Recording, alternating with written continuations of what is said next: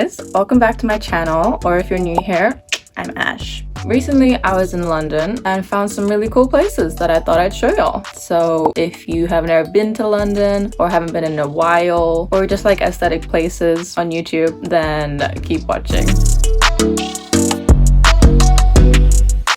And I'm gonna go through some of the more obvious ones first. And a classic place to go is London Bridge.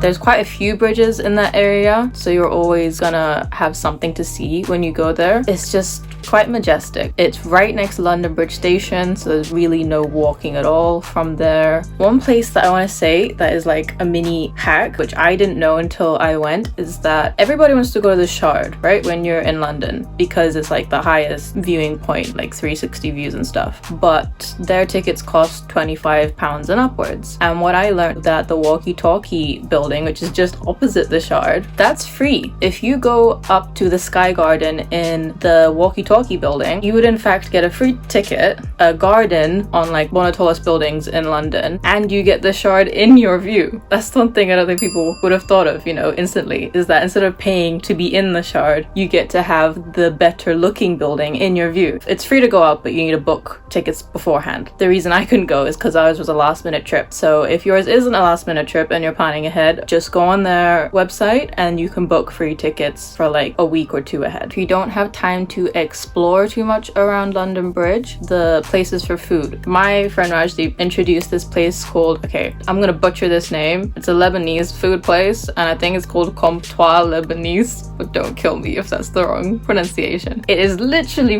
right next to the station, like a part of the same building in fact. And it's this beautiful, colorful Lebanese place that has such amazing choice in food, one that everyone would like because of this really pretty flower cage that we went into to have our meal, and they're really funny hallways that you can walk up, and they put fezzes on everybody, and they do like these different mix of meat grills, really pretty cocktails that have like rose in it. And I never thought of having rose in a cocktail, but it made sense when I had it. So if you like pretty restaurants or Lebanese food or just even cocktails, go there. And much nearby, Trafalgar Square is another obvious one. They recently put this artist's work up called The End, and it is such a confusing piece of work. I didn't know what it was until we got there, and I think it's one of those where it's like up to your interpretation. I just find it fascinatingly confusing. And there's a museum there, of course. What's your sign?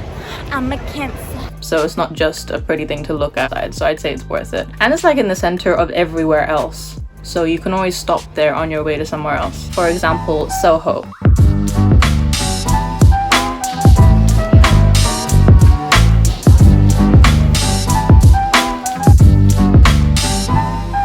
Now, Soho, I feel I can never get bored of because it has Chinatown and all these really more modern hip places. They have many different kinds of Japanese, Chinese, Korean, and then you have your other little branches of Filipino, Malaysian, etc. shops. And of course, you can imagine it has so many boba shops. It's like there's way too much choice. Just walk through the streets with the lanterns, just a different vibe. They also have a K-pop shop nearby for anyone who likes K-pop.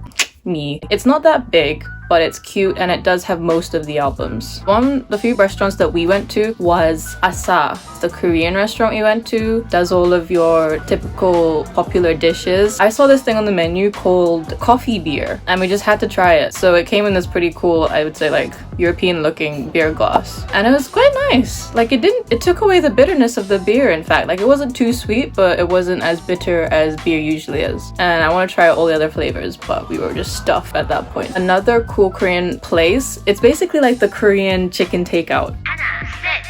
And once we ate here, there's just like, basically there's no going back to KFC because it has chimek, yeah, which is Korean for chicken and beer. They had this soy fried chicken and there was a spicier one, and it was so full of flavor. It was just so good. Like we ended up eating much more than we normally would because you just can't get enough. And then the beer to wash it down, why not? Now we're gonna move on to my favorite place, which is Canary Wharf.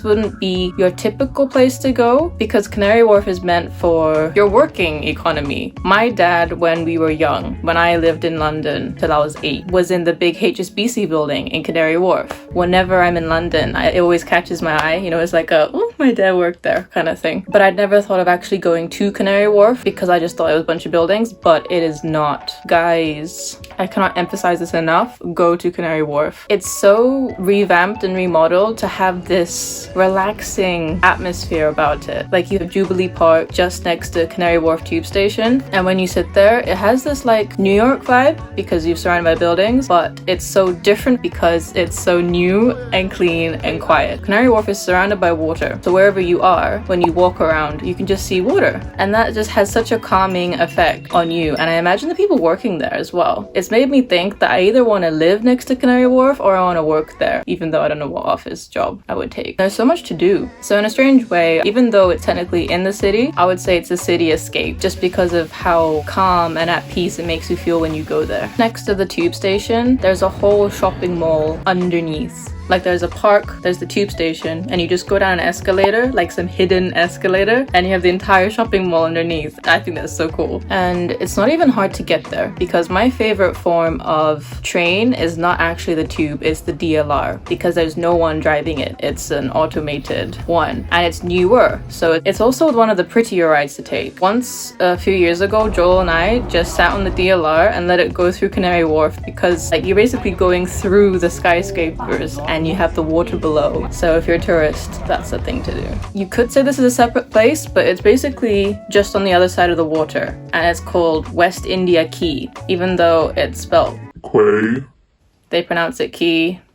English is weird, man. Don't ask me. I would say they're like a duo, a good duo, Canary Wharf and West India Quay. You have that bridge that takes you across, and it has that similar relaxing vibe. You have benches all along the water's edge. You have these, I found out later, they're called schooner boats. You can choose to have a barbecue boat where you get on with your group of friends, family, whatever, and just cook up a barbecue and have a party and drinks and stuff along the water that goes around Canary Wharf. Or you can choose to have the hot tub boat where you're in your bikinis and swimsuits in a hot tub in the river. So if you have money to do that, please do that and tell me what it's like because that looks so cool. It's got so many classy restaurants if you want to try that one out because it has this floral entrance of, I don't know if it was lavender or what it was, but purple flowers. And on the very last day, had a cocktail there because it was such a good day, you know, sitting by the water's edge, sipping a cocktail. Like, what's not to love? Even the interior was just beautiful. Whether you're working there or not, it has such a holiday vibe to want to go and sit and relax there. And yeah, hence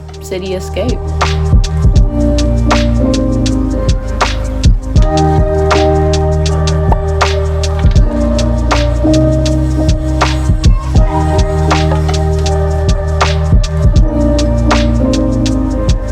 That is my list of places. If you have any other places to recommend to me, please do let me know in the comments below. And I'll try and put all of the bigger places I mentioned in the description box, like the links to go and find those places. If any of you do end up visiting, let me know what you think of them yourself, and I will catch you in the next video. Ciao. 우회전 taking a ride to Jonathan 눈치 보면서 들어가 할 때 찾아 나머진 바빠